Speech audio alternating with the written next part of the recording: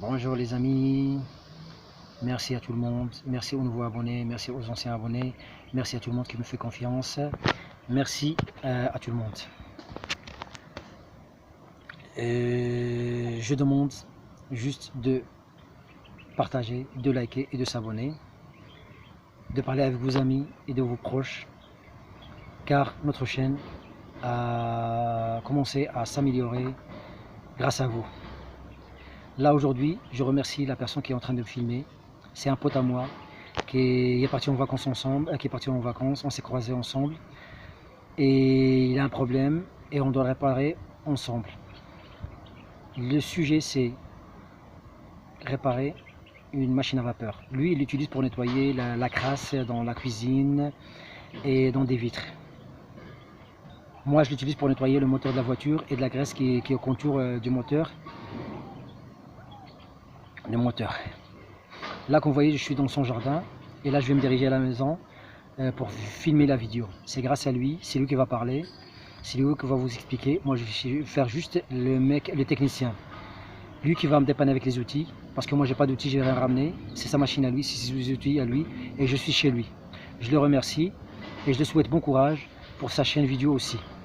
Pour ne pas trop être chiant, être long, on va se diriger directement vers la vidéo, faire le montage et avec des détails. Juste un petit truc, les problèmes qu'on a, ça sera soit électrique, comme je dis toujours, ça sera électrique, c'est la connexion, on doit vérifier, on doit tester. Et si c'est pas électrique, ça sera au niveau de la résistance qui est morte. Et sinon, ça sera l'électrovanne. Si c'est des câbles, on change des câbles. Si c'est la vanne, on change la vanne. Si c'est la résistance, on va essayer de la changer. Sinon, on jette à la poubelle. Moi, j'essaie toujours de faire du recyclage, de réparer nos outils parce que j'aime bien que mes amis essayent de réparer eux-mêmes leurs machines et de ne pas dire que c'est toujours compliqué, c'est toujours difficile. Je leur facilite la vie et j'espère que ils le prennent pas mal. Parce que moi, si je le fais, parce que moi je me débrouille tout le temps avec les outils et les moyens que j'ai et je m'en sors toujours. Et si le truc, comme je dis toujours, est réparable, on a gagné un truc. Si c'est pas réparable, on a tenté. D'accord, là tout de suite, on va commencer avec la vidéo. Allez, à tout de suite. Aujourd'hui, nous allons parler du Vaporetto. En fait, c'est un matériel pour nettoyer avec de la vapeur. Donc là, on a Vaporetto. Et en fait, aujourd'hui, on remarque qu'il est en panne. Et déjà avant, moi, je vous ai expliqué. Donc en gros, là, c'est pour rentrer l'eau, enfin mettre de l'eau. Donc c'est l'entrée d'eau, voilà. Puis là, c'est le bouton pour allumer, éteindre. Là, c'est l'intensité. Donc on a du maximum jusqu'au minimum. Un truc simple quoi. Et donc en fait il est en panne, on va rechercher la panne. Donc en gros on va le retourner. On aura besoin pour exécuter cette manipulation d'un cruciforme, d'un tournevis testeur et d'une pince à dénuder, voilà, un truc basique quoi. Donc les vis, une 5, 6, ouais, il doit en avoir 5. Donc on dévisse avec le cruciforme, truc tout à fait simple. Ah, c'est bon. Donc là, voilà, premier vis on a enlevé. Donc on va faire pareil pour les 4 autres. Et on ouvre le capot. Qu'est-ce qu'on trouve sous le capot? Donc là, vous avez la résistance. Donc un truc simple, c'est pour chauffer l'eau. Ok.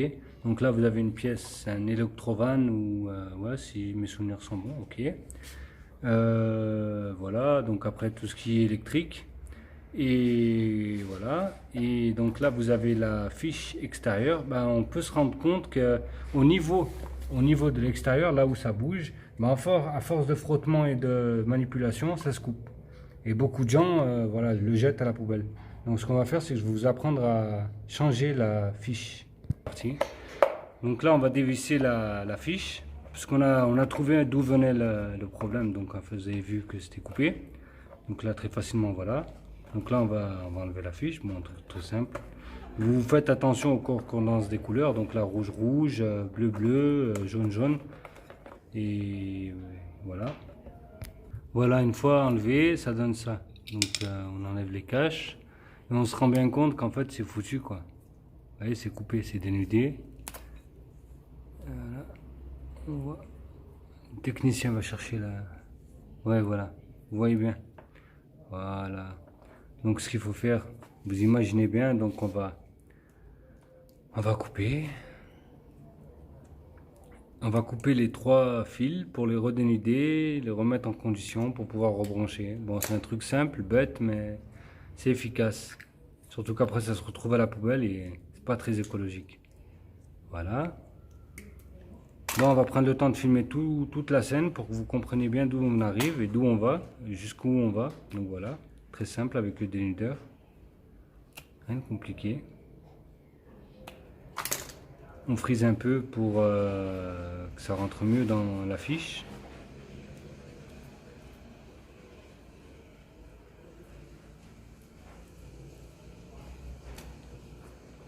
On réduit un peu la longueur du fil qui va rentrer dans un souci d'efficacité bien sûr. Parce que c'est vrai que si après le fil il est long avec la vis, eh ben, ça peut le couper. Voilà. On écarte un peu les trous de réception.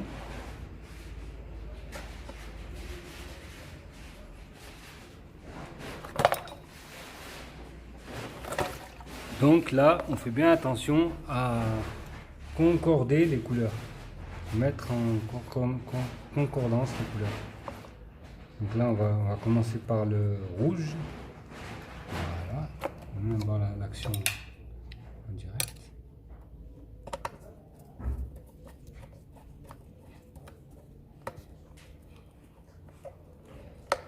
Et ainsi de suite. Donc le bleu avec le bleu aussi.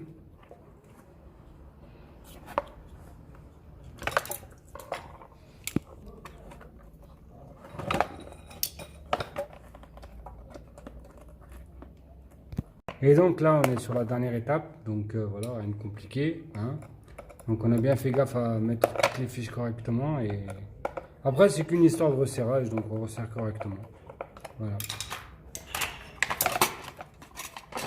On remonte le capot aussi, visserie et tout le tintouin. Voilà.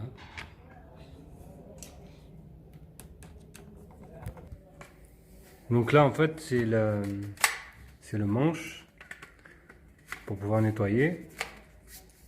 Donc c'est facile, ça s'enclenche. Donc là.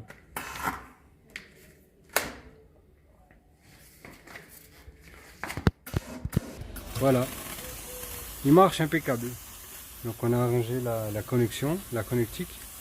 Et en fait vous voyez, ça sert à quoi? C'est ça. Pour nettoyer écologiquement, sans savon, sans rien du tout. Et ça nettoie super bien. Voilà. A plus.